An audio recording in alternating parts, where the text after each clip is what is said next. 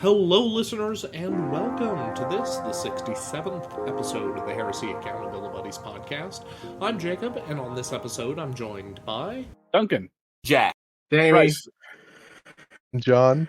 And we are joined by the man, the myth, the legend himself, the one and only Matt Switzer of Pop Goes the Monkey fame. Matt, thank you so much for coming on the show. Hey guys, thank you very much for having me. It goes without saying this episode is brought to you in part by the legendary Pop Goes the Monkey, as well as long-standing sponsors of the channel, Elric's Hobbies, as well as Monument Hobbies. Remember that you can use code HERESYABB with these sponsors for a discount on your order.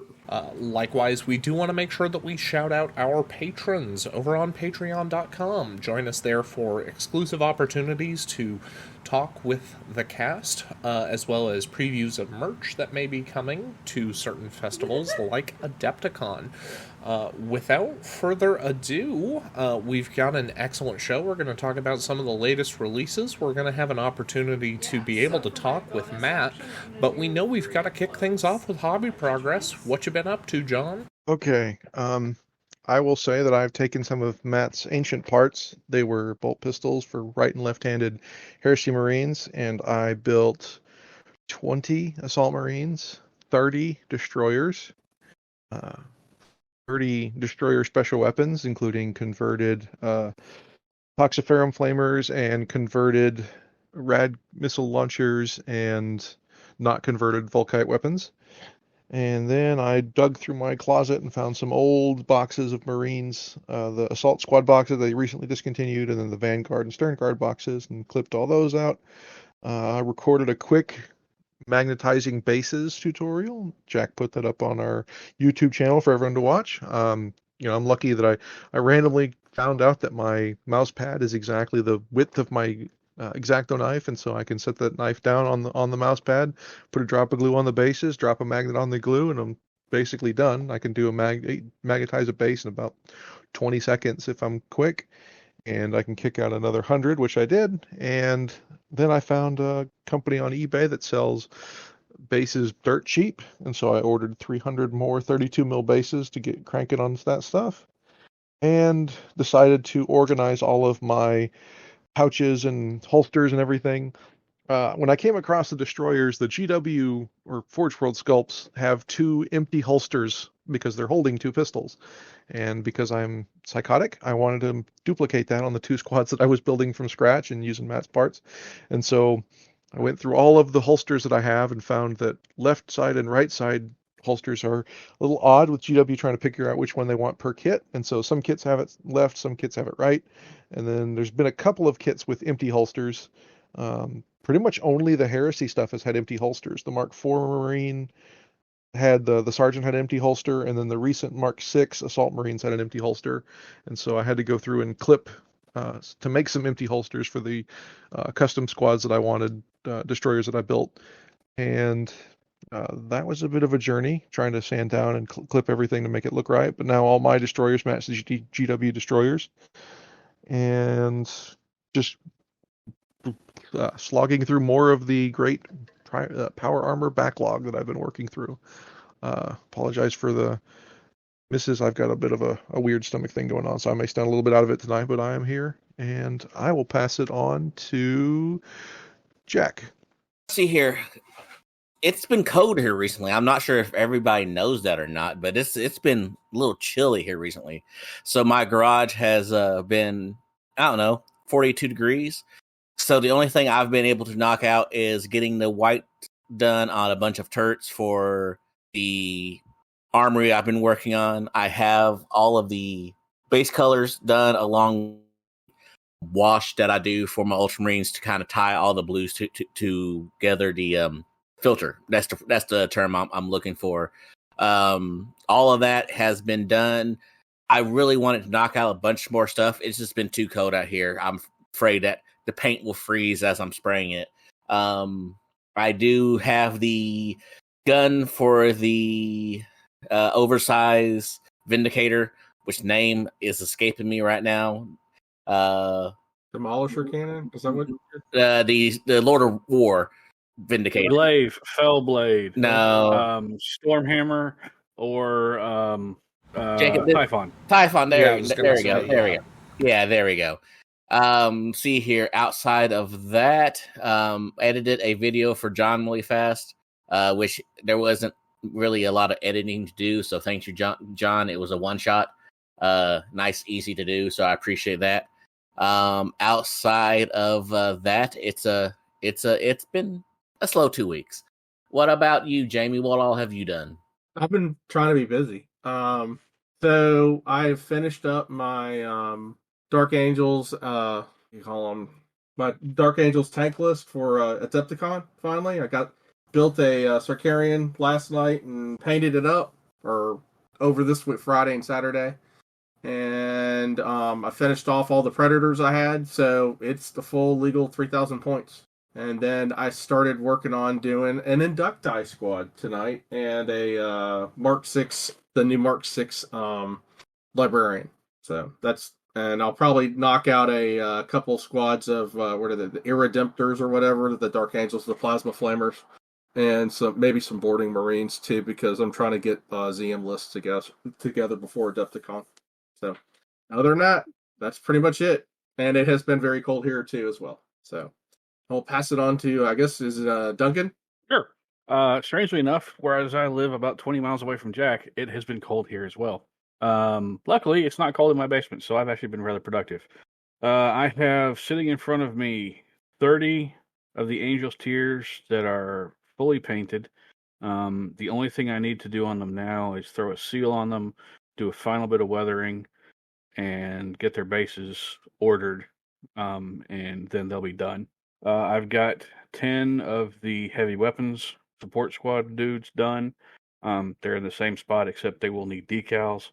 And I've got 10 of the Dawnbreakers who are about half painted. They're also going to need decals and basing, but other than fiddly bits on them, and that's pretty much just picking out details and their cloaks and their crotch tabards, they're done as well. Next up, I've got 2 dreadnoughts that are built. They're base redded, so they're base colored. I've got a new Praetor for the Blood Angels, and I've got these 2 apothecaries who are based for the Blood Angels. They're base painted, they're assembled. So my next week is going to be finishing off any bits and bobs for the ceiling on the guys who are already done, and then starting work on the Dawnbreakers. That's all I've been working on is just trying to get them done, other than work and trying to stay warm, and that's about it. So, Jacob, you know anything? Yeah, just a little bit myself. Most of my hobby progress has been working on getting basing on my Clan Wolf materials for Battletech, and then today, on a different note, saw me show up to a Magic tournament here in town. Ended up making top 4, so did all right there, but that's not exactly hobby progress per se. With hobby progress behind us, somebody, Matt, I don't know if you want to weigh in with your own hobby progress yourself, or if we'd like to go ahead and just proceed to talk about our various releases and pre-releases. Well, to be honest with you, like I said, what I've been working quite a bit on personally is my own Legion Imperialis Alpha Legion models. But in the middle of doing that, I've been building a lot of stuff for the store based off of me building some stuff for Legions Imperialis. So I realized some stuff that I'd like to have for my own army, and I've decided I need to start making that for other people's, for their army as well. You did bring up, I forget who it was, brought up a really good point about the holstered bolt pistols, which is another thing. I was working on my Warzone Atlanta list, and I realized I didn't have any boltered or any bolt pistols that were actually in holsters and right or left, because I realized the same thing. There's some models I was working on, I needed a holster on the right side, but I only had it for the left side, or vice versa.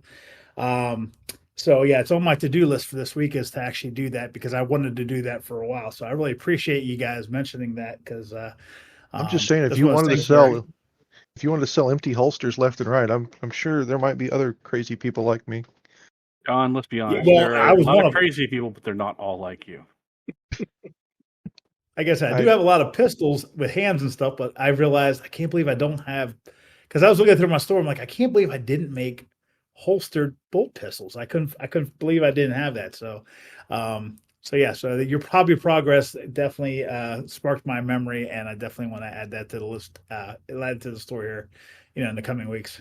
Let's go ahead and talk about our releases, pre-orders, and probably somehow most and least shockingly, our LVO preview. So we are recording this the Sunday that LVO has wrapped up, and we got a preview there that honestly I did not expect. I had thought personally that our first quarter release for 2024, I thought was supposed to be the Astartes Command Squad. And after our last In Shadow video teaser, I really expected that would be the first thing on the docket. But instead we got our surprise plastic army, the Solar Auxilia. We got previewed what looks like a Solar Auxilia battle group. Looks like 30 to 40 Solar Auxilia, a 5-man command squad, a Dracosan, a Leman Russ, and a Armored Sentinel. Does that seem about correct? 20, two 10-man squads of Laz Rifle Company and a 5-man command squad. The Heavy Sentinel of the Vanquisher, I guess it's the Striker Vanquisher, which makes the Vanquisher, the Leman Russ Vanquisher, and the regular battle cannon, and I think the Laz cannons too, and then the Dracosan. Yeah, it'll be interesting. That's a really good tertio box. You almost need 3 or 4 or 5 of them to make a decent list. So it's going to be kind of the breaking point for people getting into Solar Aux to see what that set costs. I think the cooler release, in my opinion, was the Malkador, and the mention of the fact that it's got most of its weapons. It doesn't have the heavy bolter, the crazy heavy bolter moving turret version, but it's got a lot of the versions in the box it mentions. And then the command squad was included in the box, but the veteran squad was not. So the Volkite squad, and then they said on the preview that it can also be swapped out for the ever popular Axes. Yeah, I'm personally really happy to see them. Obviously, it's more Heresy stuff that's going to be in stores, going to be in friendly locals. Hopefully, more people playing them. It makes me positive for Heresy going into the year because of how soon this army has been previewed and may be available for us to see and order. I will say that the tank kits in particular, I'm very impressed by. They all look really, really good. If you all want a preview and you haven't seen them, look at the Legion Imperialis stuff, because that's literally what they basically scaled up. I'm looking forward to their scaled up plastic squadrons. Our favorite sculptor did it as well. Oh, the guy, yeah, okay. The Leman Russ is all look to be alpha pattern too, which is, if you know what that is, it's the high tops. So high tops. The high top Leman Russes. So there's the normal Leman Russ, and then there's the Mars alpha pattern, which typically is associated with the Death Corps of Krieg. Okay. And they're taller, basically. They have a taller turret ring. Well, not turret ring, but hull. Yeah, and the treads are taller too. But the Malkador is really it looks like the Malkador and this new Leman Russ are essentially the same kit, kind of like the Spartan and the Land Raider Proteus, where there's probably just going to be a single or possibly 2 extra sprues for the Malkador. So you're going to have an extension with extra treads on it to expand on the sides, and then the turret obviously is a lot different. So the top of the hull will be different, but they look very, very similar in construction from the pictures. And the guys on the cupolas look really cool too. So it looks like they're using the same cupolas on all the tanks. You've got a guy working at an old-timey computer with a big printout coming out the bottom of it, which would be really cool to steal for terrain and gubbins. You've got multi-laser, heavy flamer, heavy stubber, and my guess would also be multi-melta and probably missiles or 2. And then there's also new hunter-killer missiles on that sprue, it looks like. They're coming in pairs on nearly every vehicle and on the Sentinels. And the Sentinels, they're not split up for weapons per box like the Russ and the Malkadors are going to be. They're all in one box. You get a heavy flamer top, a Volkite top, an autocannon top, a multi-melta top, and a multi-laser top, and then 2 different types of missiles on the right side. So it'll be interesting to see what those are and if they can be maybe downgraded to a lighter Sentinel or what else comes in those sets. But yeah, I would say it's a good start. As John was saying, looks like it's going to be a great starter box to get in, but the problem is with the points, the way they work out with this army, because they already kind of indicated they're sticking with the same rules. I guess they may have some facts, but they're sticking with the same rules that are already out in the PDFs. It's not going to be a cheap army to start in on, because just to get kind of in, you're probably going to need 3 to 4 of this battle group box just to build a functional 2,000 to 3,000 point army. And we obviously don't have a price on the battle box yet. Yeah. So, I mean, an estimate. I mean, like from what's in there, what they already priced the IG stuff at, I'd say $249 is what I'm gonna guess. Maybe $300, but I'd say in that range for the battle box. I was really going to go out on the limb and say or speculate. The tremendous news is that we expect the plastic release of Solar Ox to make that army significantly more fiscally feasible. That moves the needle all the way from 1 point per dollar to a whopping 2 points per dollar, a 50% savings to you, the customer. The downside is that this is only a savings for as long as those plastics remain in stock.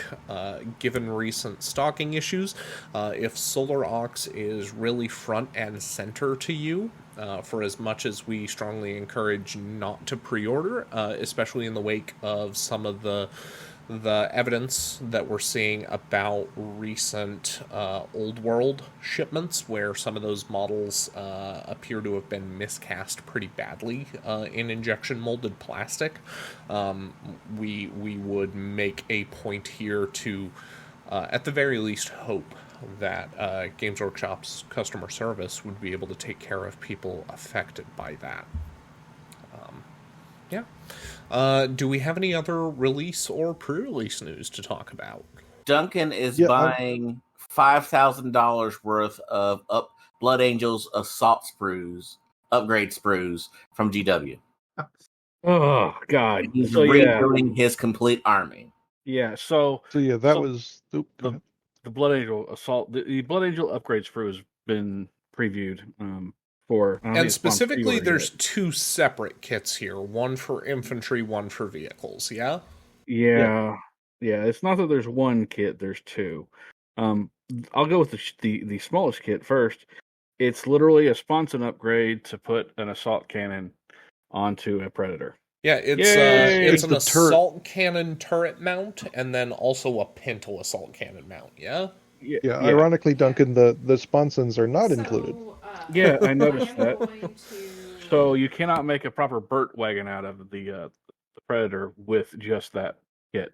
The other one is for infantry, and it's got various perdition weapons, and it's got pistol arms, and it's got a single infantry-based assault cannon. So for anyone who's been waiting for this kit to have multiple assault cannons so they can build Angel's Tears properly, you have to spend, I think it was $29.70 is what it came up to, based on a rough guess, based on previous boxes or upgrade kits that GW has put out for their legions. $29.70 will get you enough of those to put together my Burt Angel list for Adepticon. So that doesn't include bodies; it just includes the assault cannons and extra bits that you could hopefully farm off to recoup some of that cost.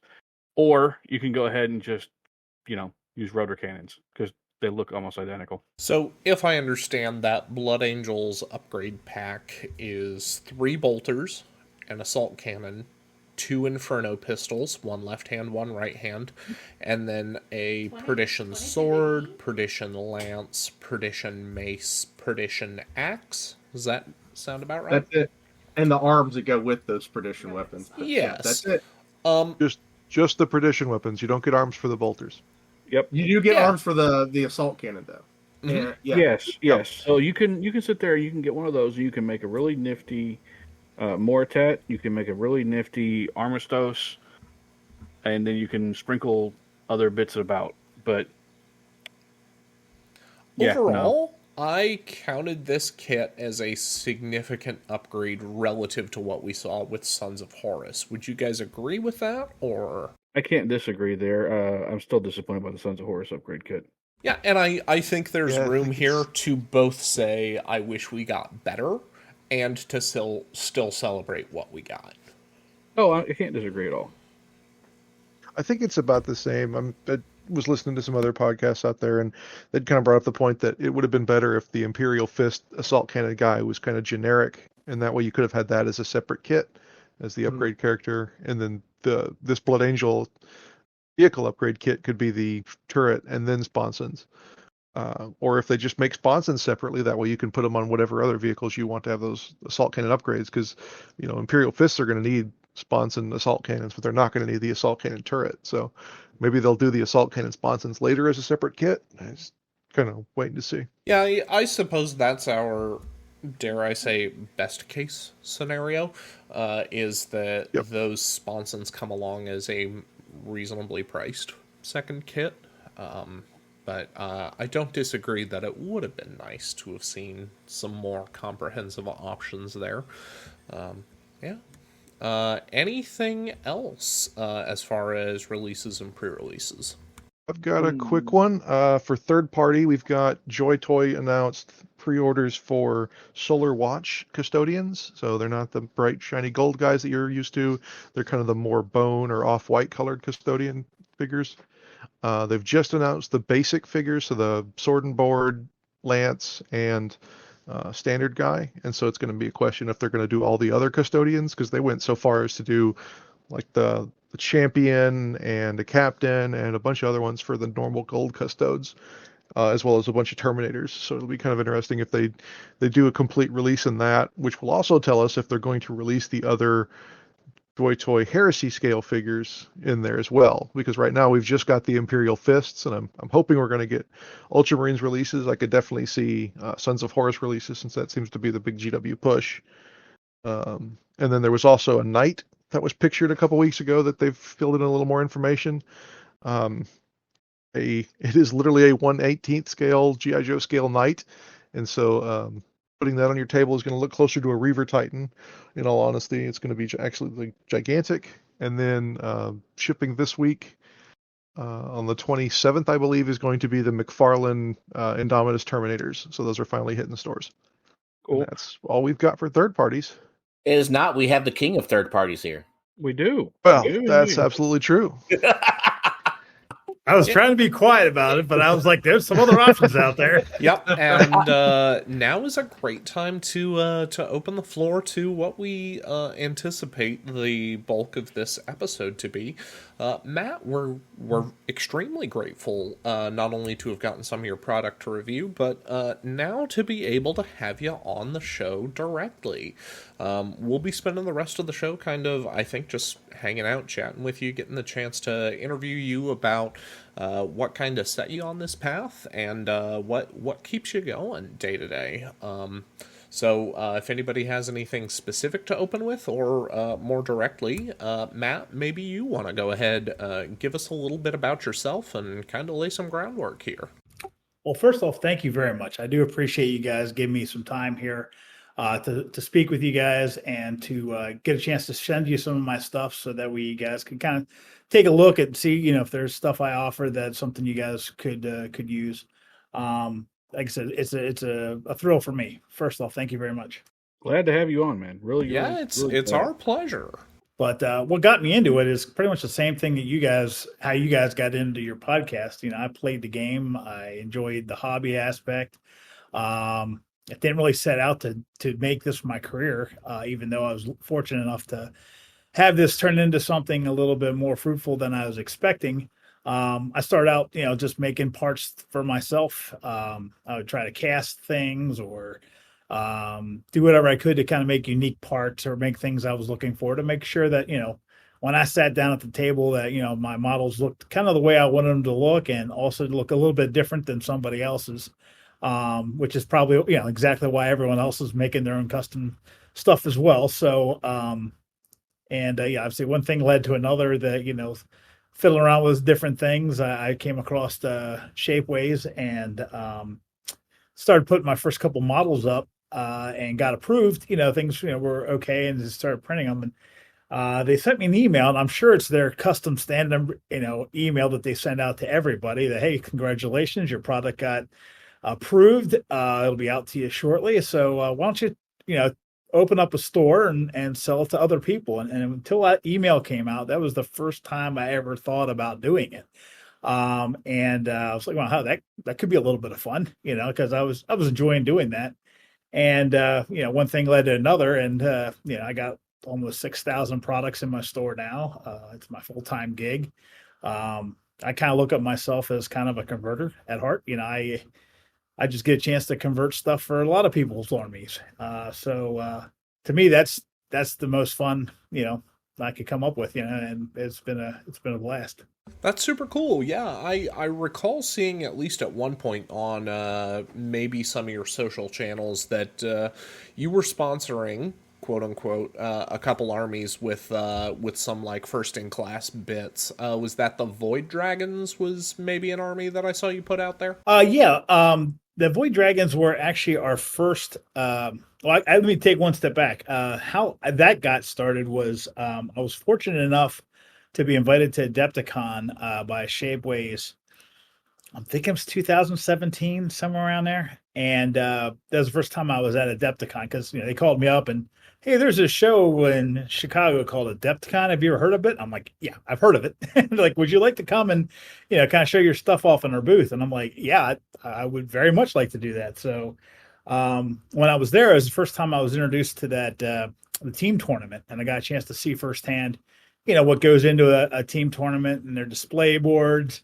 And if anyone's not familiar with it, it's a 4 guys team. There's certain rules about what kind of army construction you put together, but basically you're competing together for the Saturday and Sunday.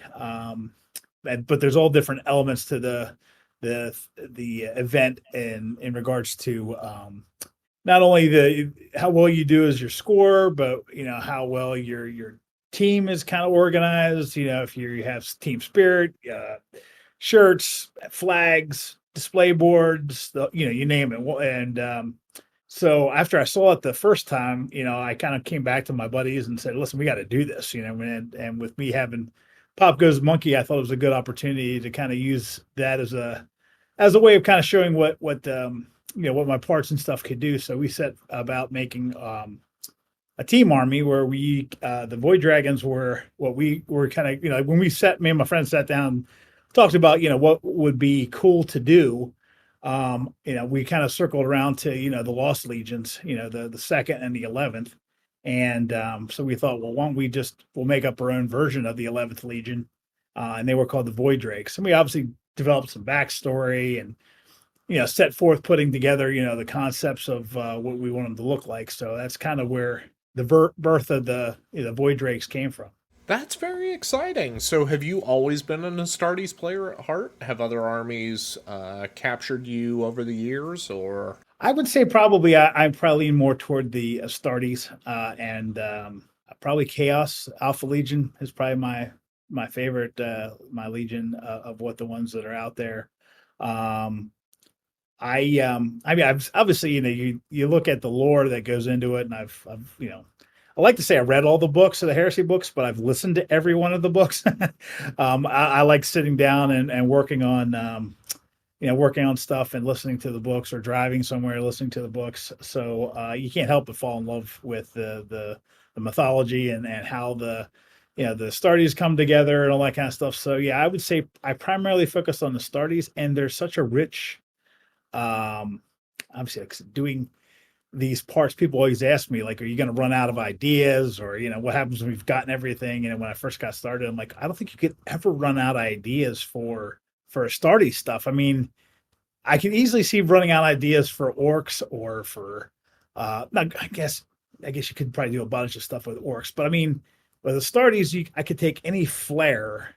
You know, if I wanted to do Vikings, or if I wanted to do like a Roman Legion, if I wanted to do something grimdark, if I wanted to do something, you know, whatever kind of theme you could, there's elements to it. And with developing I guess the graphics that I've built to this point, I can easily adapt different motifs to that. You know, if you've seen any of my Space Wolf stuff, you know, I love tying into the Celtic coils and that kind of stuff to add that kind of a Norse feel to their the armor. But you know, the same thing, you kind of transpose that against, you know, the spikes and the creepy stuff in Stramo and that kind of stuff. So there's all these different little avenues that you can go to and make different things. And not to mention everybody likes to, at least I've spoke with enough people to realize that even the people who play other factions, you know, have like, you know, at least one or two Space Marines, you know, sitting in the back closet. And again, like I said, it's a lot of fun. It's a lot of fun making different parts that kind of appeal to the people who, you know, kind of share the passion of making these things look unique. And I don't know, it's just been a lot of fun. You decide what you're going to work on? Well, that's a good question. A lot of times I try to focus on what I assume is popular, because just to let you know, I don't make a lot of money off of the parts. My parts are not the cheapest out there, but I make a portion on top of it.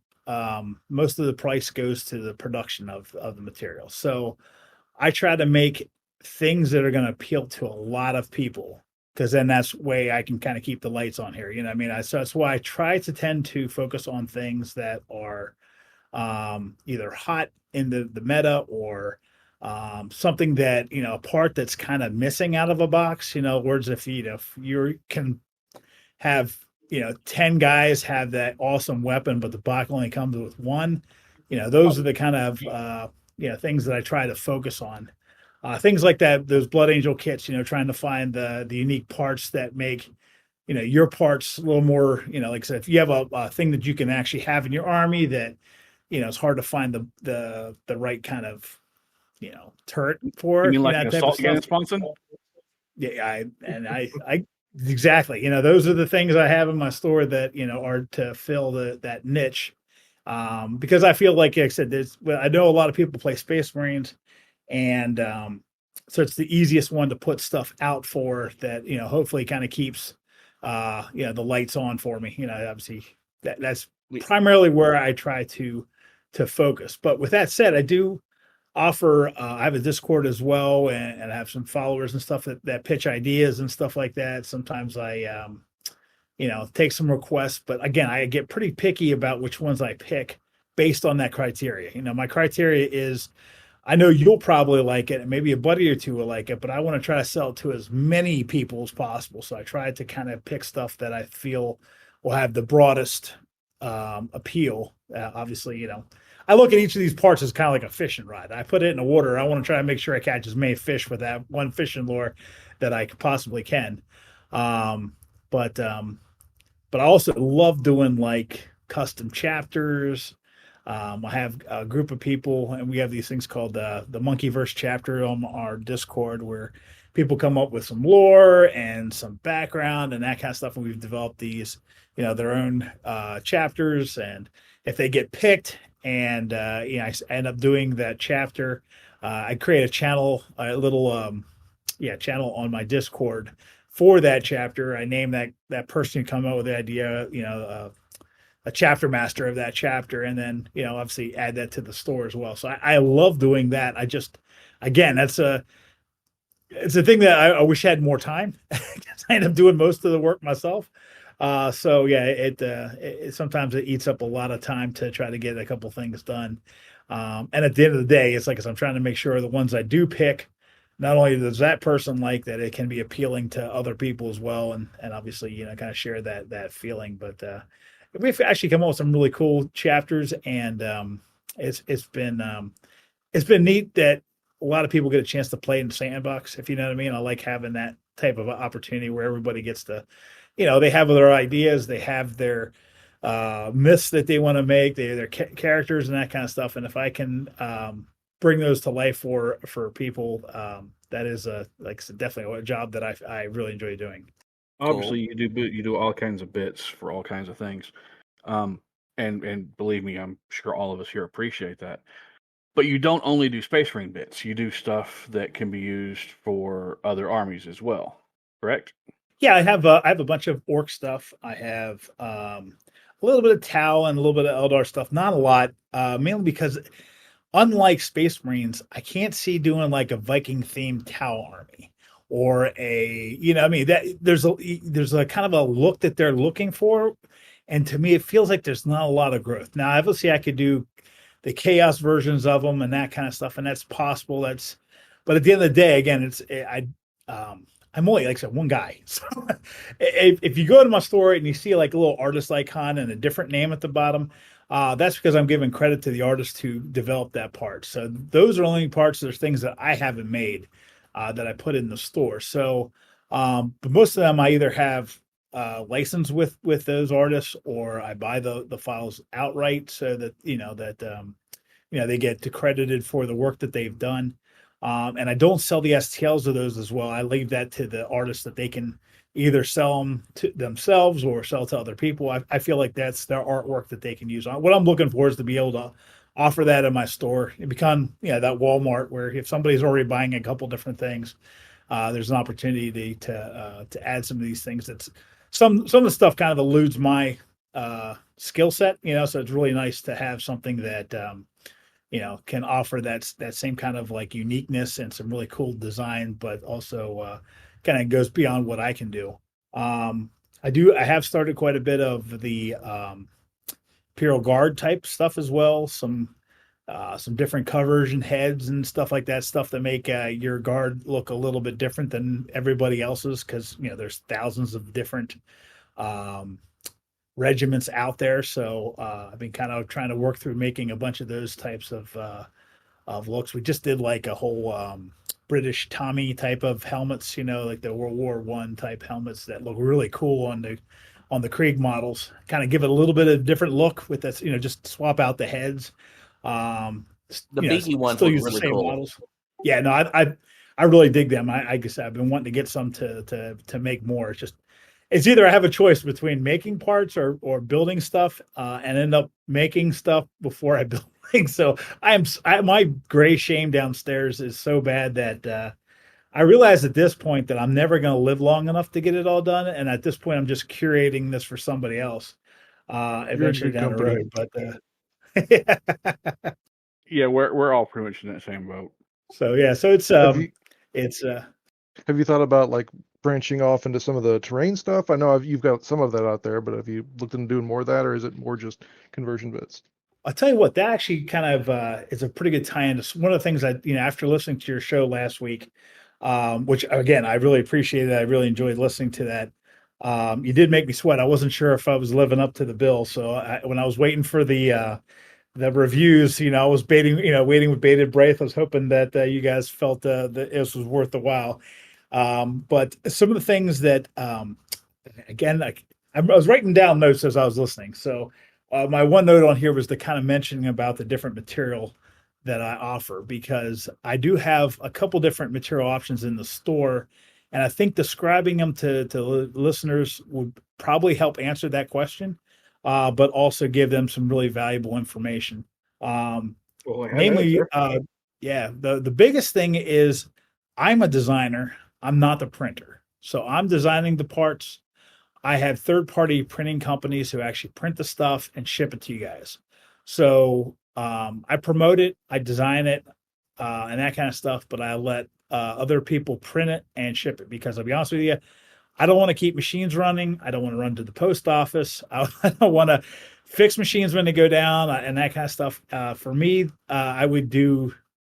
I would never be able to do the stuff I'm doing. I want to design the parts. I want to come up with new ideas. I want to bring new stuff to the market and that kind of stuff. And it doesn't make any sense. And by the time I would buy all that material and all that kind of stuff, I'm not going to be any further ahead than I am now. So I use two companies primarily.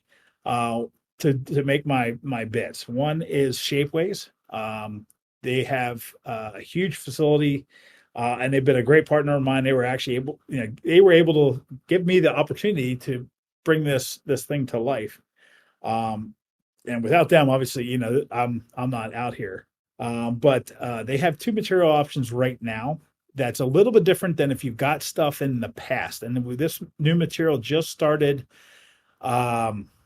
this past year around March, I think so. If you have anything from over a year, it's their older, what they called their, forget what it was called. It was called FUD for the longest time, and I forget, it was like fine ultra detail, I guess was what it was.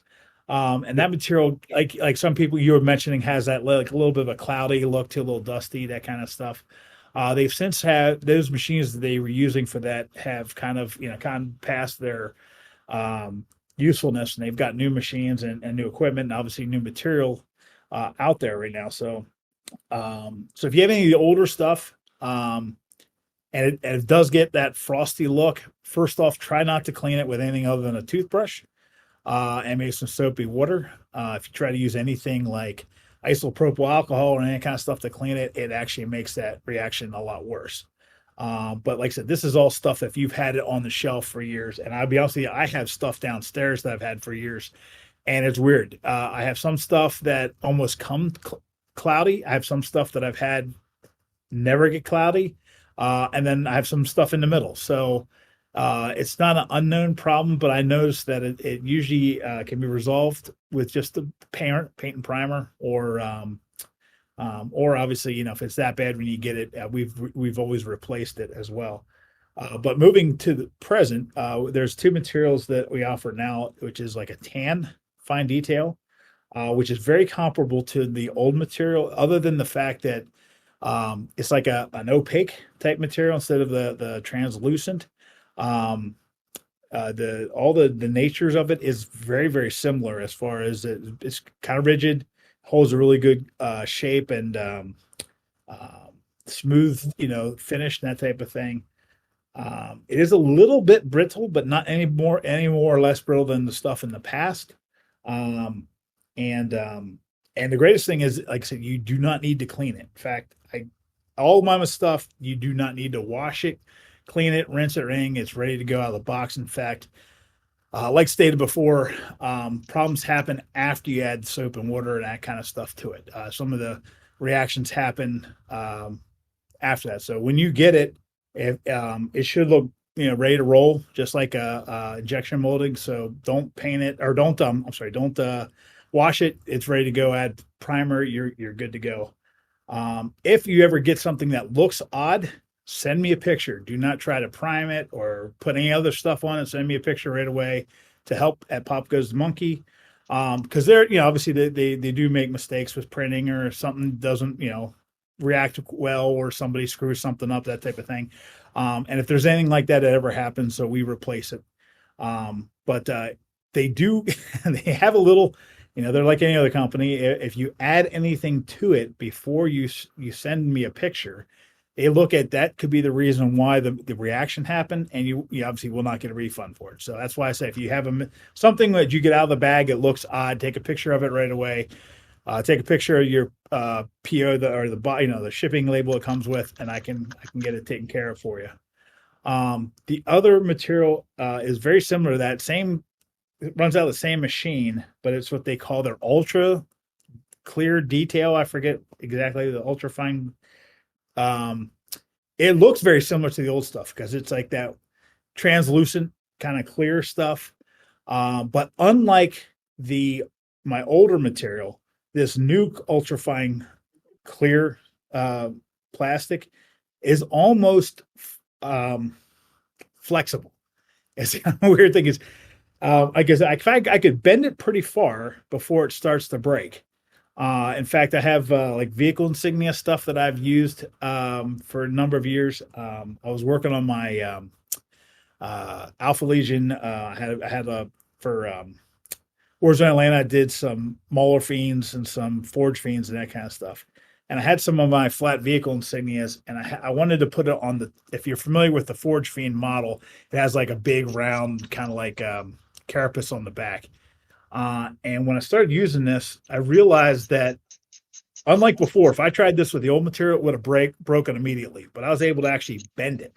So now that material is a little more expensive than the tan. It's about $1 or $2 more, but it also gives a lot more than it before it breaks.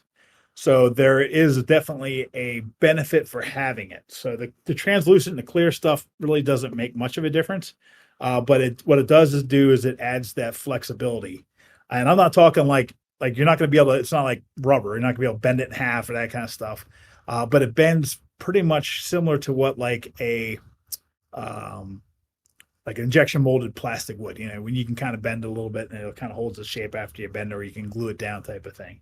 Like I say, it will break eventually. Like I said, if you bend it too far, it will break. So obviously, take what I'm saying with all the care that you would take any other piece. I'm not guaranteeing you it bends and you're not going to have any problem. But I will tell you that that the benefit of it is not necessarily the clear stuff. It's not any more finer or better quality than. I'm looking at both these. They look identical, as far as the quality of them. It's just that the ultra clear stuff tends to have a little more flex to it than the tan stuff, which is good then for things that have a chance to break. If you have banners or like rifles, that kind of stuff that could technically break. You know what I mean? It might be worthwhile to use that material so that way it doesn't break off. It bends a little bit. And then the final material that I have in my store is called monkey resin, which is actually printed by another company called Switzer. They use I guess a Form 3 or some kind of a high-end 3D printer. It's more of what you would typically get as far as like a almost like a home printed material. Only the resin they use is unlike any other resin I've used. It really releases off of the supports like nothing else I've had. I mean, it just almost bends and peels right off of it. That when you get it, it'll actually, and obviously it comes from a different vendor. So one of the things to keep in mind, if you're making an order that includes both fine detail plastic and monkey resin, they're coming from two different places. So your shipping is going to be more because it's going to be shipped from both locations. They're not, they don't ship it to me and then I ship it to you. It's coming directly from there. So in the end, it's going to be cheaper to get it that way than having me to, have to charge, that free shipping basically. But if you're doing an order and it has a bunch of both of those material options, just keep in mind that price is for shipping is going to be more expensive. So either just choose one or the other type of thing if that's going to be an issue, or just be aware of it when you order that there'll be some extra cost if you decide to have both materials sent to you. But when you get the monkey resin stuff, it comes on the supports, kind of like it would come off of a printer. All it takes is a 5-minute soak in hot water. And I'm not talking like boiling water. I'm just talking like I run the tap till my hand is hot under, like you really can't keep your finger under it. I let it soak for 5 minutes. And as soon as 5 minutes is up, I can basically just take my thumbnail under, between the supports and the model itself. And it's almost like undoing a zipper. They come right off. I was going to say, it just like zips like almost right off when it's warm. Yeah. So now the greatest thing of that material is that it's much cheaper. The resolution's still really good. But what the benefit of it is I can get bigger models for a cheaper quality, or cheaper cost. If I would try to do the same size model in monkey resin or in Shapeways, it's going to cost, it won't be cost effective. People wouldn't buy it. It's way too expensive. So the monkey resin is a lot more of a inexpensive material. So that way it allows me to do things like, full models, dreadnoughts, Terminators. I have a whole line of Saturnine Terminators and that kind of stuff, where those are, it's the perfect material for that kind of product. So yeah, those are the three types of materials that make up the bulk of my stuff. And based off of the properties I'm looking for, I choose material for that. So if I'm doing like insignias and shoulder pads, it's much better to do that in Shapeways in the fine detail plastic. But if I'm doing a bigger model or like a turret or terrain and that kind of stuff, I do in the monkey resin stuff.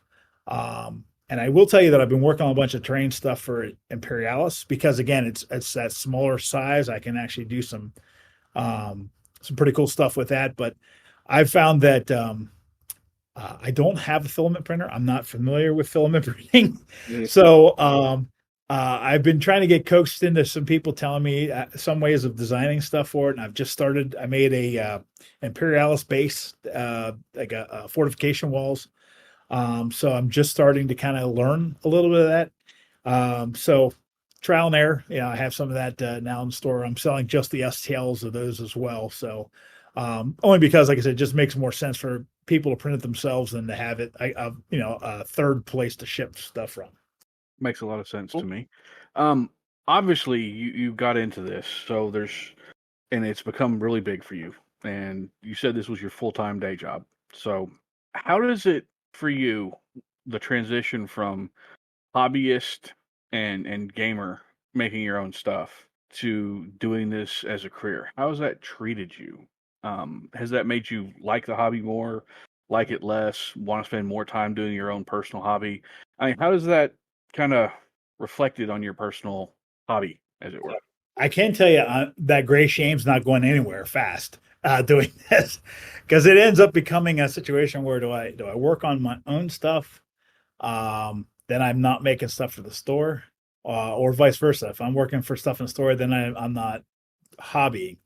I do find, especially like I said, this past year, I've for a while, we going through COVID really set me back. I think set everybody back as far as nobody was really going out, wasn't, because I was going to, tournaments and stuff on a pretty regular basis. And, but after that, things kind of slowed down quite a bit.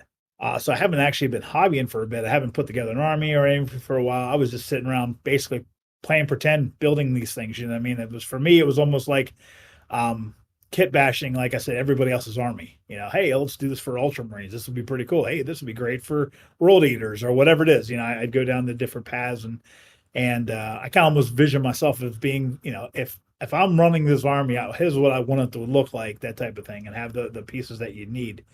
But I found that, like I said, this past year, I decided to do an army for Warzone Atlanta, and a fresh army, started from scratch, all the stuff. And I realize I need to do that more, because I find I forget the different things you need when you're hobbying. You like I said, and that's where like a lot of my first stuff came from. Well, if I had this, this would work great. If I had a little hinge, I could make this work. Or if I had like the bolter I need a bolter on the right hand instead of the left hand. I mean, those are the things when I first started out, it was easy to find because I'm building the stuff as I'm going. Then when I got too focused into just building stuff, I forgot what parts you really need. You know what I mean? And some people come in and they'll tell me some stuff that they need, but a lot of it sometimes is pretty specific. You know what I mean? But yeah, when I was especially those holsters, the one of the best things, I'm thinking, why don't I have that in the store? Or I'll get people asking me for stuff. I'm like, well, it's in the store, and I'll look and it's not. I'm like, I can't believe I didn't make that by now. So I would say doing this, it's been more enjoyable because I've been exposed to probably more stuff than I would have if I would have stayed with just hobbying. But I do know that after getting my butt kicked so many times with, I really got to get into 30K. I'll be honest with you, I've been wanting to get into 30K more than 40K. I will tell you that I love the 30K game. I like the 40K rules to a point, only because the first time I played a 40K game in the latest edition, I forget what it was, the 10th edition, whenever they got rid of templates and that kind of stuff, I thought I'd hate it. And then when I didn't have to argue which way the deviation dice went or where that template is actually sitting and that kind of stuff, and it took away that, I was like, this isn't bad. I enjoy actually not having to deal with that anymore. But I did notice though too, when I have played 30K, it seems like the people I had trouble with that kind of gameplay were not in the 30K environment like they were. And again, they could still be there. I only played a couple 30K games so far. But it did seem like there has been a division there that, some of the guys that have been the kind of the pain in the butt to play, kind of went and followed everybody into 40K. So maybe that problem isn't there as much as it used to be. But, but yeah, I end up becoming, I become the converter, and the hobbyist building stuff. I think my hobby's taken over more than the gameplay, if that makes sense. It Yeah, really that's a does. lot of the ways that we kind of look at that too. Is I can count on one hand the amount of bad 30K games I've had in almost what this game's been on 10 years since 1.0. So yeah, it's definitely a big change. I remember the last game that I quit 40K with was, like you said, arguing about how many guys got hit by a template or how that happened. And by the end of it, I was ready to get drug out of that place in handcuffs because that guy was just like the worst play I'd ever had. And we were at table like 80 of 100. Like there was no way this game mattered at all in the last round. But oh no, I only hit 3. You hit 3 of those. And I was like, oh, whatever, dude. At this point, I don't care. But yeah, Heresy is very much like, yeah, if it went that way, it went that way. That's cool. It very much more beer and pretzels, having fun with your friends, and that's, like you said, that's really what brought us to this podcast, as well as making sure that we're hanging out with our friends, we're doing more stuff with hobby. Um, like I said, with the holsters and everything, and I think I brought it up on the podcast. I've done crazy things like I wanted a little more color on my jet bike, so I went ahead and found 250 scale beer bottles and decaled them and put them on the bases. And I've got spent ammo casings and things like that. So yeah, Heresy's more about going all out on modeling, and that's, to me, that's where I have more fun in the game. Well, hey, just so you're aware, so you don't have to look anywhere. I do have spent shell casing in the store. I have beer bottles in the store. I actually even have orcs with beer bottles and beer cans and stuff like that as well. So I have this guy called Swill Agams, which is the great brewmaster of the orcs.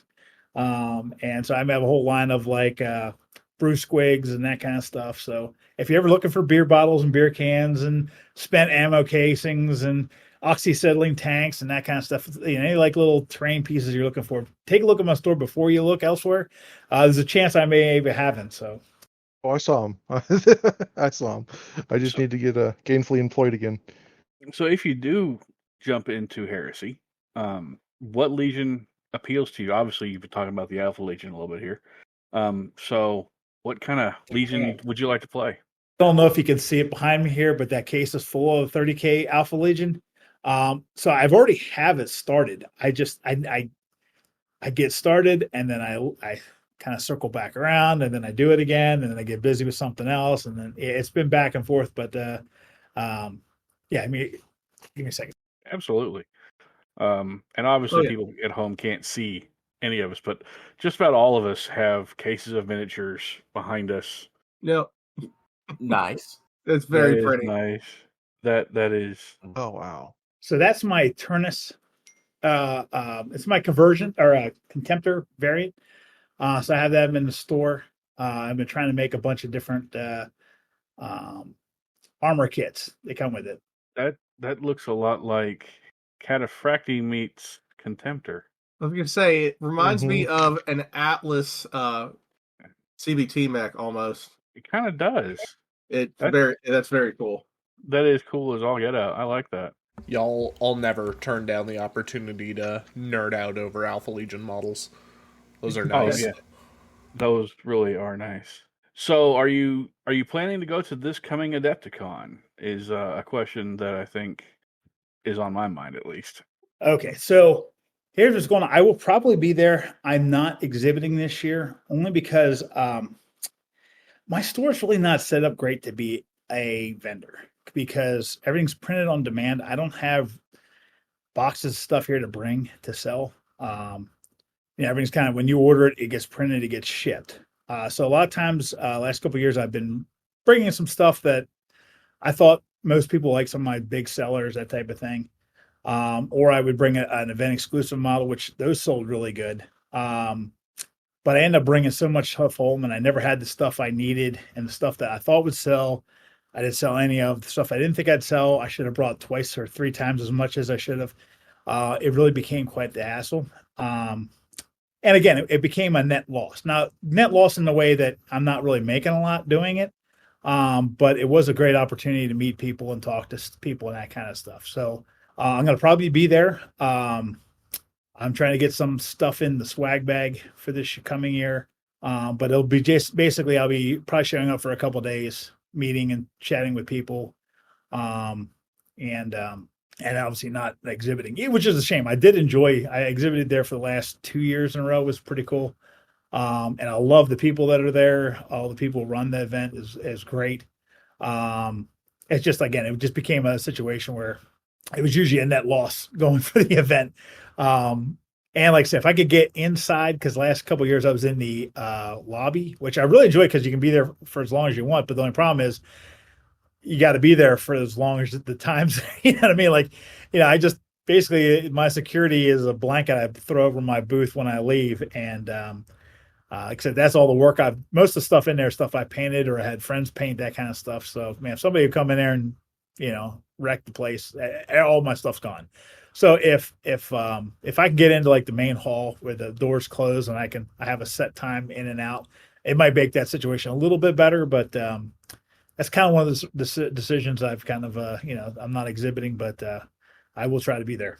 Well, that's cool. I will look forward to seeing you at the con, because obviously we'll be up there for the Heresy room. I will definitely be up in the Heresy room. Cool. I would love to see you. And if you have time for a game, I've got my Saturday entirely free. I'd love to sit there and roll dice with you if you're up for it. It all depends whether or not I'm driving or flying. If I fly, I probably won't be bringing models. Other than maybe I might try to bring some my Imperialis stuff. I'd like to that one nice thing I could probably put in a carry-on and get out there. But if I drive, I probably will bring some more models, and maybe I end up getting a game in, because last couple of years I haven't had a chance to do that. I've been exhibiting the whole time, so I didn't get a chance to actually play a game. So, and I really, really miss playing in the team tournament for the last couple of years. Was a lot of fun, but it was a lot of work. I mean, it was really something that when we started, it took us a whole entire year from beginning to end until we got it ready. So that's awesome. I don't think Jack and I ever played you in the team game or the team tournament, but I know we definitely saw you there, and we always were like, "Ooh, this is cool stuff." Absolutely. Was it with the Void Drakes, or was it with the squat army? It was the squats for me. Because I'll be honest. Hold on. I know, obviously, again, this is not a visual cast, but yeah, I know exactly that. I have one just like that downstairs. Now, that's not quite on. Was that on a bike? It's a squat Exo Squat Lord on a trike with a power lance and bolt pistol. Gotcha. Those are, some of those a little predate when I got in. I got into the hobby right around the end of 99, 2000, that time period. I used to play Fantasy Battle before that, and I used to get my butt kicked all the time by a buddy of mine. I'll never forget it. The Van Hansel's Dance Macabre. He used to completely destroy me over and over again to the point where I just couldn't take it anymore. So I stopped playing for the longest time. I played that probably back in I forget what it was. It was like around high school, after high school, the type period. And so I took a break from that kind of stuff, but I really enjoyed it. I love painting models. I love doing that kind of stuff, but it just wasn't the right time period. And then right now time, around 2000, my buddies were kind of getting me into 40K, and they showed me some stuff, and I realized I didn't have to paint like hordes of models anymore. And then I kind of got hooked. So, and here you are today. And here I am today, exactly.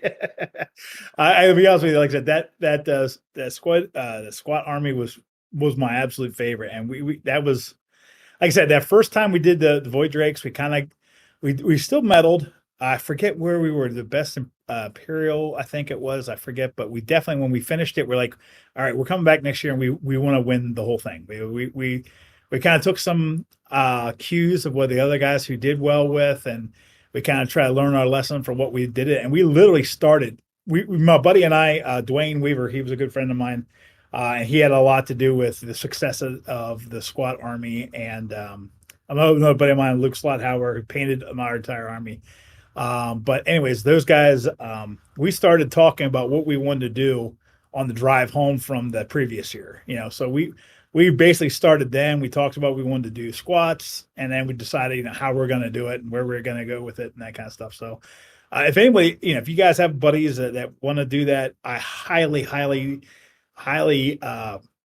encourage you guys to do it. And again, it's a 40K thing, but obviously, I wish that there was something like that or something equivalent for the 30K, because I can imagine that would even be a lot of fun as well. But just that that camaraderie and working together with your friends. And I'm not the best gamer, so it's always great to have somebody next to you that's like, no, we should do this and do that. And that was, like I say, it was just probably the highlight of the hobby for me, was doing that. Well, there is one event that is somewhat like that at Adepticon. It's the Heresy Doubles event. It's $1,500 per player, full regular lists, and it's you and whoever. For example, Jack and myself are a team this year. So and we've been in it last year. We've done it before, and it's fun. I was gonna say there's like around 50 tables last year, or maybe a little more than that, 52, 53 tables last year. So yeah, there's a lot of people who in the Heresy community get into that and jump on that. There's also a lot of other Heresy events at Adepticon. Pretty much the Heresy rooms can be jumping all day long, every day, all day. And then it'll also be jumping in the evening as well for some of the other stuff that's going on. Like BDH is going to go on I think Friday nights or Friday night. And there may be a return of the Praetor Fight Club. I don't know if it will be or not. We'll see. that's usually Saturday. Yeah, that's usually Saturday. Yeah. So, Are you guys familiar with Lucas Lyons? yes. Oh, yes, yeah. indeed. He's one of the actual group that started and formed the hobby group that kind of we evolved out of. Yeah, I was going to say, he's been Yeah, on the and show a time or two, yeah? Yeah. Mhm. Yep. Yeah, and he lives local to me. We run a lot of the events together in Dallas. Awesome. Yeah, no, I've been chatting with him. I've been helping sponsor his event last couple of years there at Adepticon, sending him some Yeah, the fear some, stuff. yeah, exactly. And again, he actually, the reason I was looking up was like, I wanted to make sure that I had the name right, because obviously, he asked again for this coming year.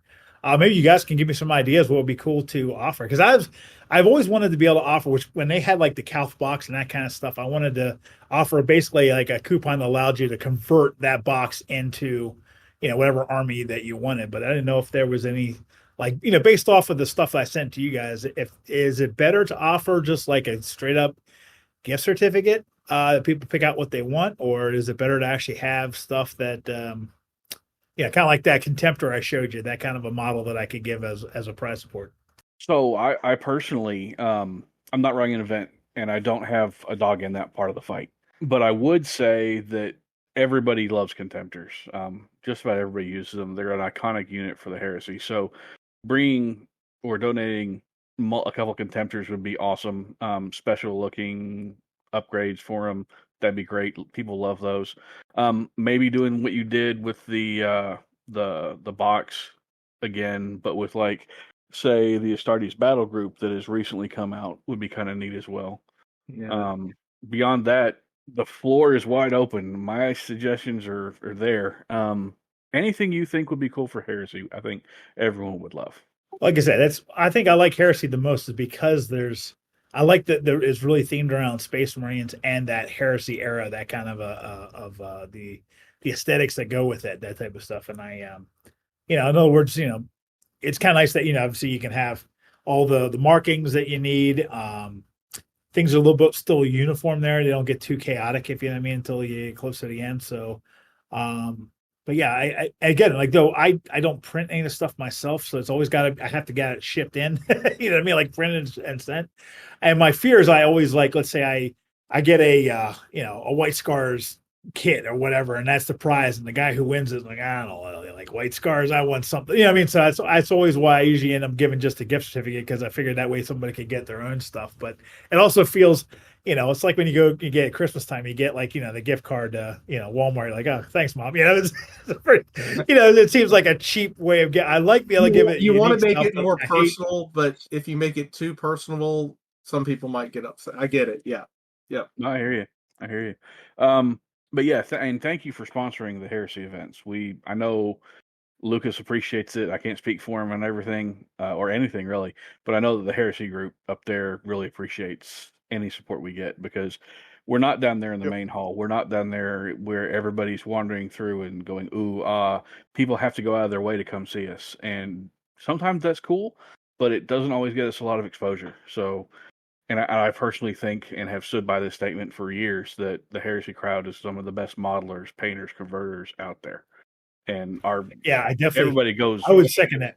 Everybody goes crazy putting their stuff together and making it look great. I would think the only one that might challenge you guys would be the Age of Sigmar guys, only because. But I see a similar mentality there. You guys have your army that you like, and then you stick with it. It's not like the flavor of the month. You know what I mean? Like you're putting together, you're like, for me, I love the Alpha Legion. I want to keep making Alpha Legion stuff, so I'm constantly working on trying to find stuff that looks like the army I want to paint and bring that army to life. Like there's more than just models. There's a vision where you don't get that when you're in a competitive game where you're like, well, I can't spend too much on this idea because next week it's probably going to get nerfed and I'm going to have to put these on the shelves. Where I hope, Heresy stays. If Heresy, and I don't know, I get it. I haven't played Age of Sigmar, but I've seen that same kind of mentality where you I don't say get married to that list, but you definitely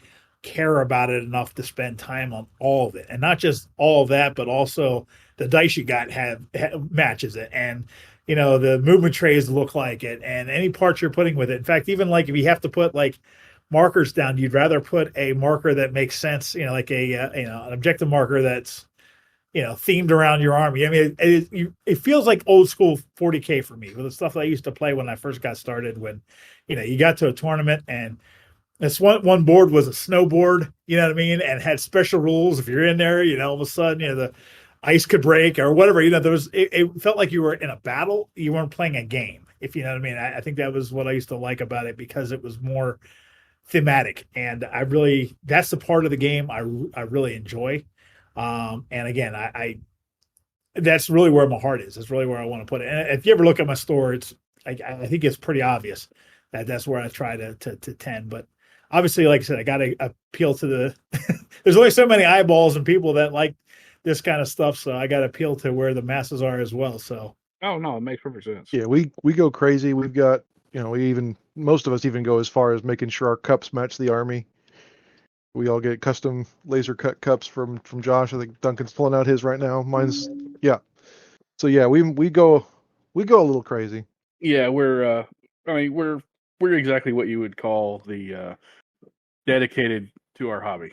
Yeah, and Jack and I have stayed with Ultramarines pretty much. At least for me, that's my only Marine army. I'm up in 30,000 points, and then still adding more. Yeah. So yeah, I don't know how many I have over here. Alpha Legion stuff. You've got a lot. It looks like you have enough. Yeah. That's exactly the point. Yep. Well, have you paid attention to the recent drops from GW for the stuff from LVO, the stuff that's coming out for the Solar Rocks? I have. Yeah, I was looking at that. And I'm gonna be honest with you, like I said, it definitely looked a lot like the stuff that's in Imperialis, which I think is pretty cool. Yep. Though, and like I said, I don't want to cross over too much with Imperialis, but even though it is still kind of heresy, I definitely think I can probably make stuff for it because I think there's stuff that's going to apply to it. It's just a matter of trying to think of one. I've noticed that they've been doing, and when I say they, I mean GW has been doing a really good job with providing all the parts you kind of need. That like having that one gun that isn't, like you could. There's a lot of opportunities where it was like, the kit only comes with one, and you could put 4 in there, So I don't see that as a great opportunity in Solar Rocks yet. Again, I don't know what the boxes are, but the last couple of boxes come out has everything I need. So I got to find where that what's niche missing is. that you need to. Yeah, what's missing that you need, or if you want to do a Solar Rocks, but you want it to look like it's from a certain campaign or a certain planet, or what I mean, like finding that little niche to kind of like marry it into a certain kind of aesthetic. Once I can latch onto that, then I can kind of run with it a little bit. But again, it's the same thing. Like I'm gonna have to fit all those parts on those pieces, and I got to make sure that I got to find the right kind of niche. So I got to find an angle first. Where do I go? Then I got to find like what can I do? Especially like I can see head swaps and weapons and that kind of stuff being a pretty good starting point. regimen of I can't standard tell you- might Depend be on how good. it's broken down, but the banner right now has sculpted on elements, and you could do replacement parts for that. For instance, there's a lion right now, and the lion is specifically tied to a specific Solar Aux regiment.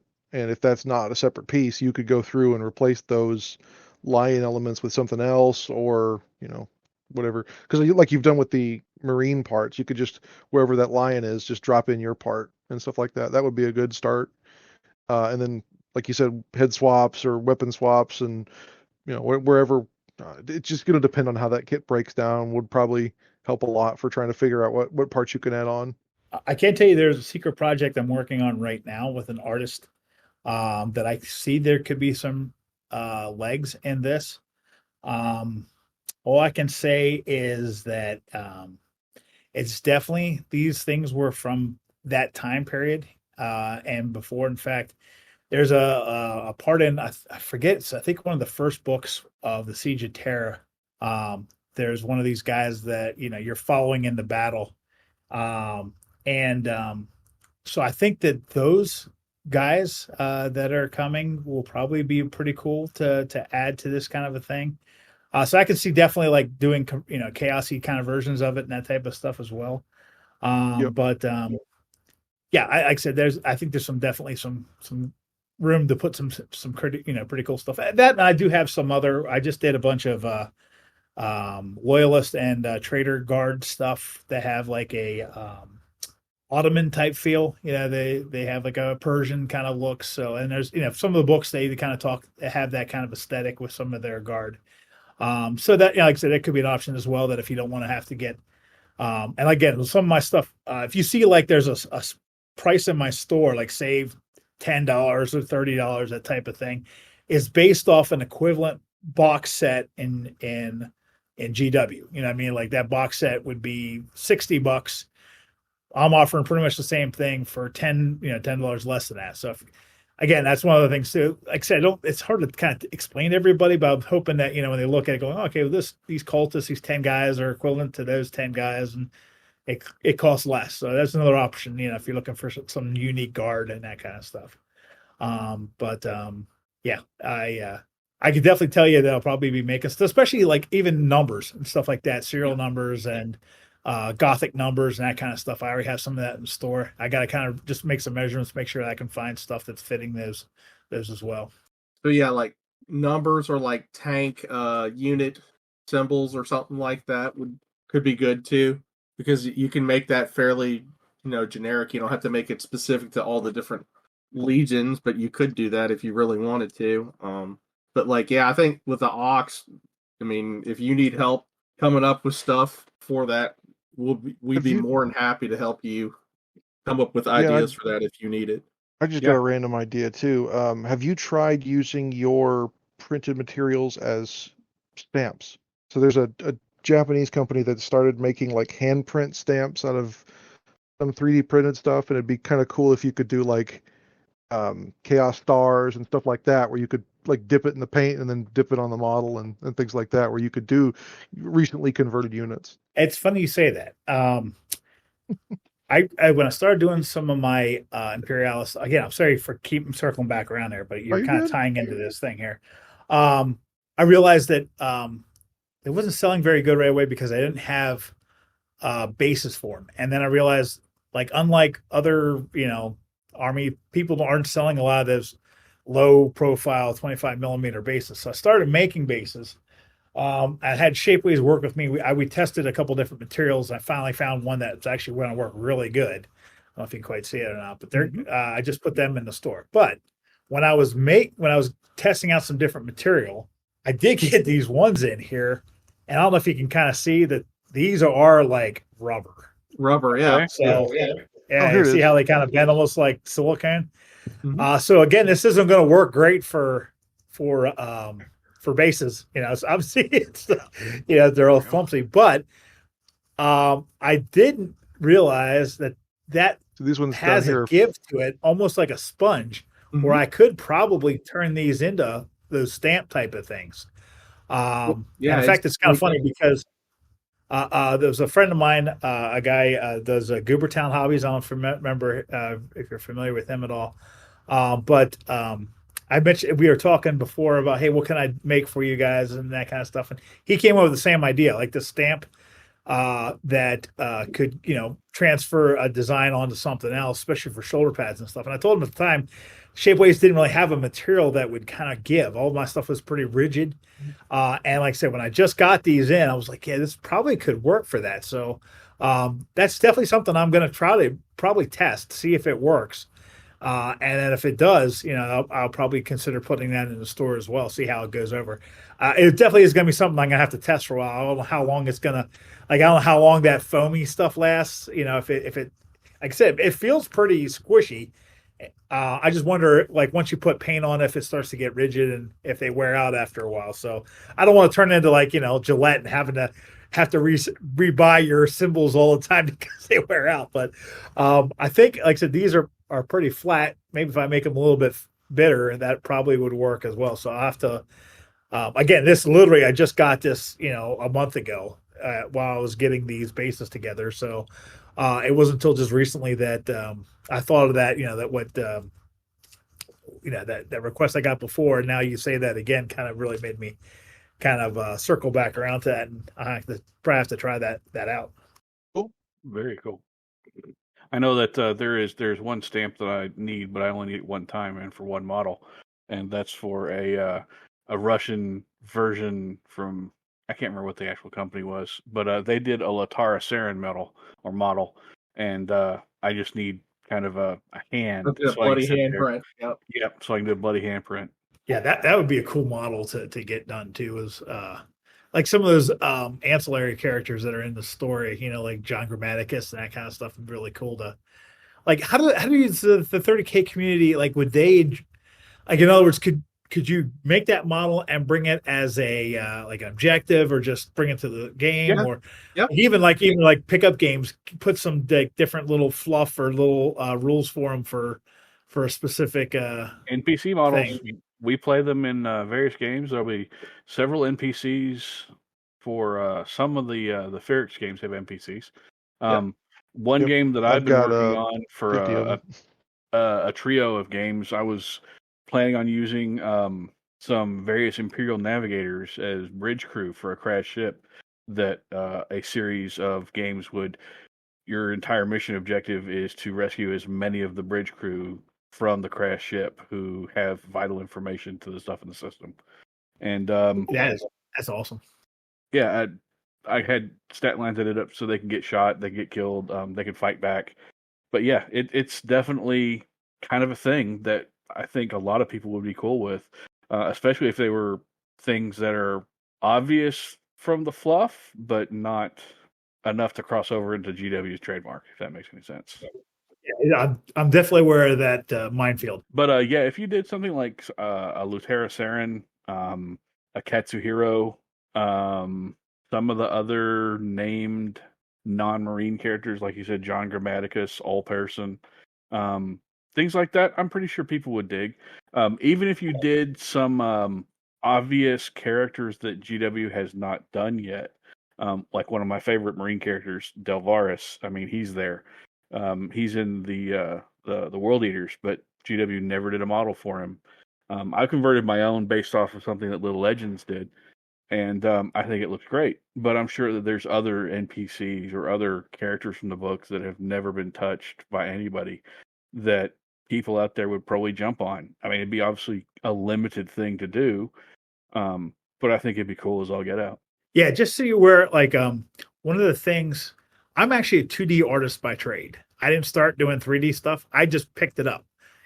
So I mean, I'm familiar with some basic 3-dimensional, and obviously I've gotten better over the years, but I'm not what you would say I'm a classically taught 3-dimensional artist. So mainly all the stuff that has that more of a organic, I have to work with other artists to get stuff built for that. I've gotten a little better, but I'm definitely not skilled for that kind of stuff. Though I have a couple of good artists in mind that would, who kind of did some of my other models that, if you look at my, I have a bunch of, like, I have a kill team, orc kill team for like Freebooters and like a Hogan's Heroes theme. I had a couple of different artists work with me and we kind of developed that organic stuff. But if I would come up with like a Laterosaurus model or something to that effect, would that be a cool gift to give for an Imperialis type of or no, I'm sorry, scratch that, a 30K kind of a tournament type of a deal? Yeah, I think that'd be kind of awesome. I don't No, know how if I many had like an people event would, exclusive. I don't know. Yeah, like an event exclusive. I think that would definitely go over well. Something like that would. Because for me, I'd prefer to give something to everybody. You know what I mean? Like so in other words, if everybody showed up, got one of those models instead of like giving swag to just the winners, mainly because I've gone to some places where I've done, like the winner giveaway stuff, and I'm not naming names, but I've saw the guys who win. They get the stuff and they're putting on a stack, they're putting it in the car, they're going to be giving it to somebody else. They're just there to win the game, move on, get ITC points and stuff like that. So for me, I always tried to sponsor like last place or like a lottery.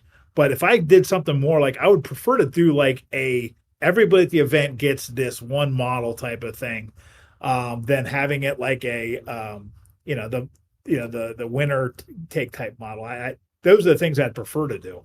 I think primarily that's what a lot of the Heresy group would actually kind of prefer, because we're there to play games and have fun. We're not really there for who won this, who won that.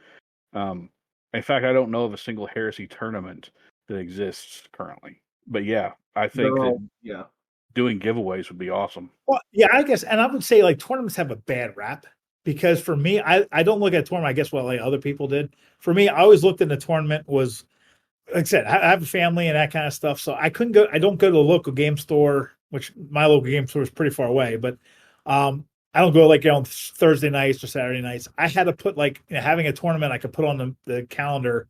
Okay, in 2 months, I'm going to that event. I prep for that event. I go and play in that event. And then I look for when the next tournament's out. And like I said, I'm not looking to win.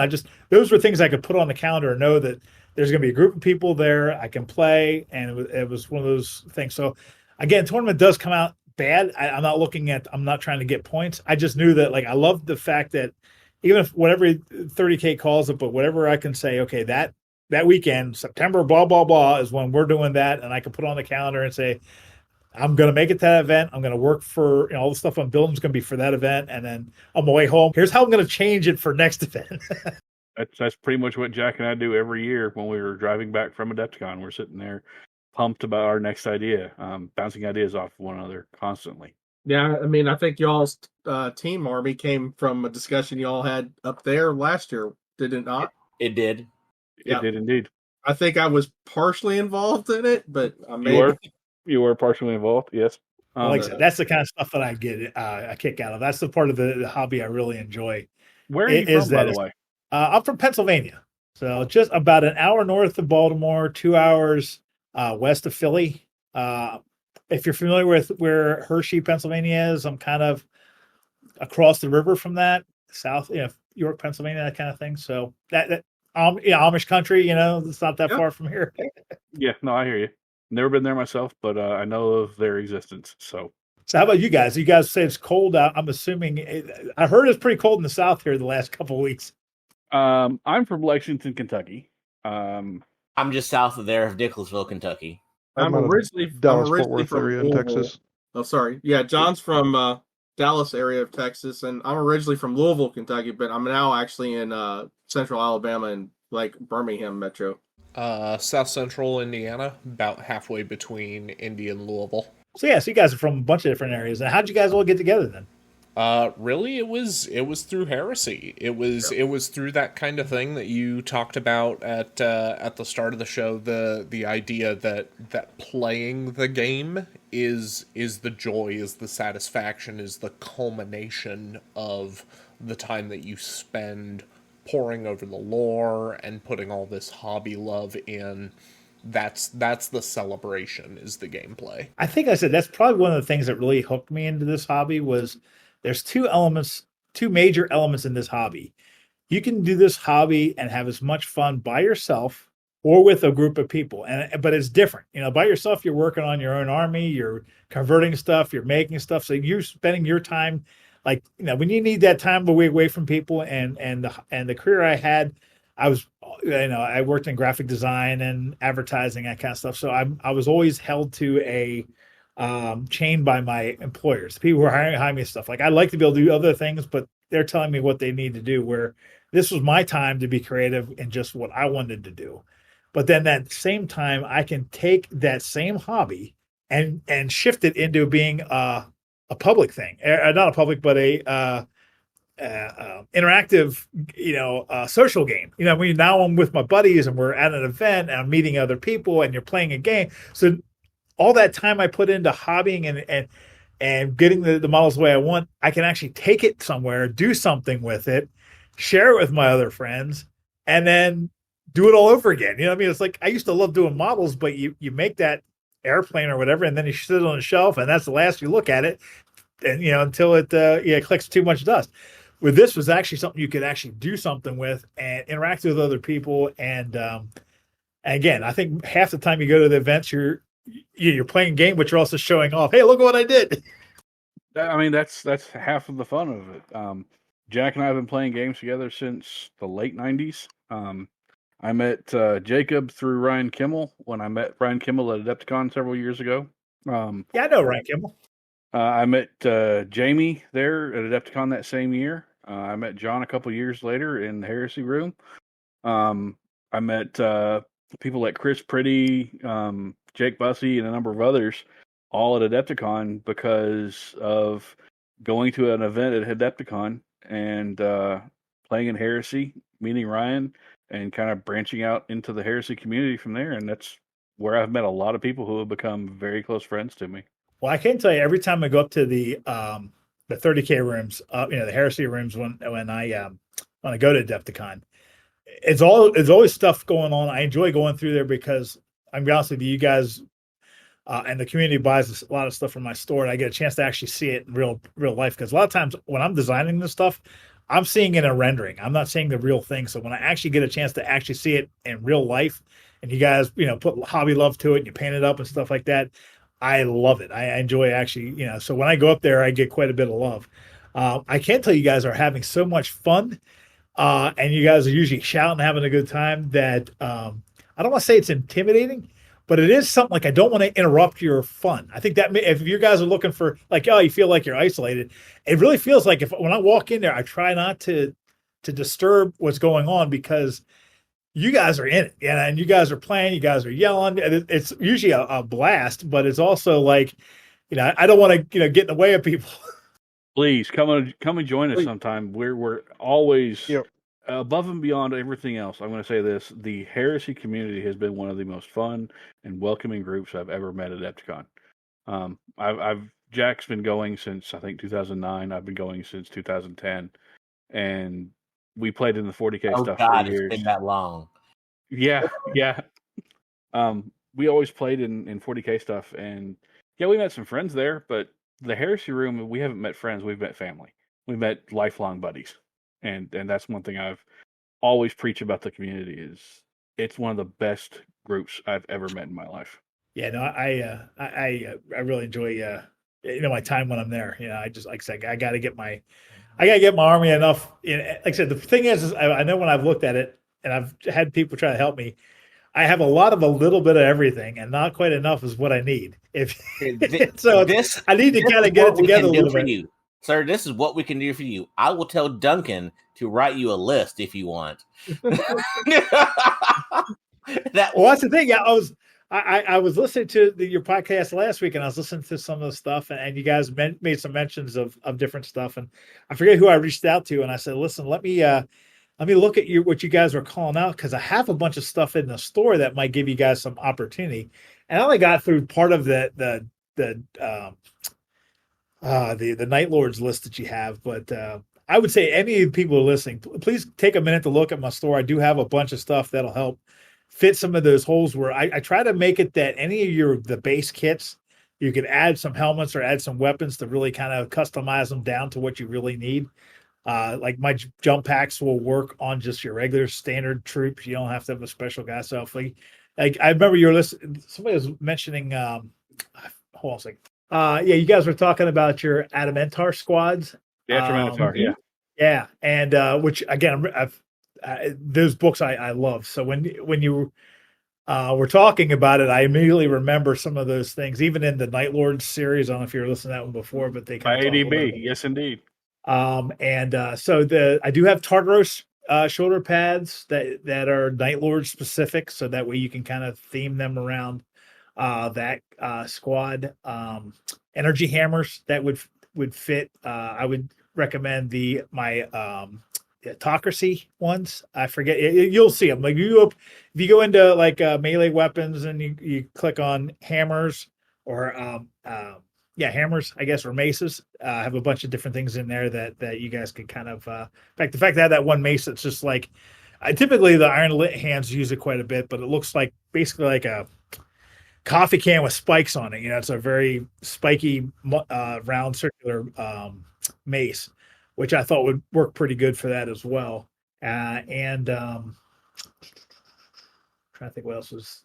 I was working out the like what it would take or what parts they go with it. But like I said, if you're looking for anything specific like that, and again, a lot of my stuff I focus on the 30K community because it kind of lends itself to the 40K as well. So, but yeah, I have not only Tartaros shoulder pads, but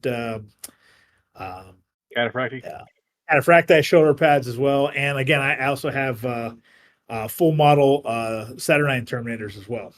I've got a pack of those sitting over there on the shelf, never touched, because I won them at an event, and I was like, I have no idea what to do with these. But one day I will do something with them. I just don't know what yet.